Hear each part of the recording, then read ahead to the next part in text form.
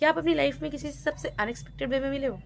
मतलब सब कुछ रैंडम फिर भी कुछ फ़ेमिलियर लगा हो? ये है द इनविजिबल स्ट्रिंग थ्योरी। मतलब समझोगे? अब इसका मतलब ये नहीं कि डेस्टिनी सब कुछ मैजिकली फिक्स करेगी, बल्कि इसका मतलब है आप किसी से पहले से ही एक इनविजिबल थ्रेड के ज़रिए टाइड हो। ये थ्रेड ईगो, डिस्टेंस, टाइम और मिसअंडरस्टैंडिंग जैसे ना जाने कितने कारणों की वजह से स्ट्रेच हो सकता है, मगर कभी टूट नहीं सकता, परमानेंटली ब्रेक नहीं हो सकता।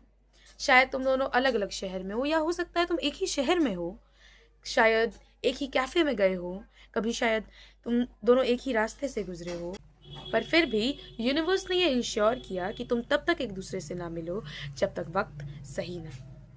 ये थ्योरी कहती है कि तुम उस इंसान से इनविजिबल स्ट्रिंग के से टाइड हो सकते हो, मगर यूनिवर्स तुम दोनों को मिलाने के लिए सही वक्त का इंतजार कर रहा है। और फिर अचानक से एक दिन बिल्कुल अनएक्सपेक्टेड तरीके से वो इंसान तुम्हारी लाइफ में एंटर करता है, जैसे टाइमिंग ने फाइनली हाँ कर दी हो।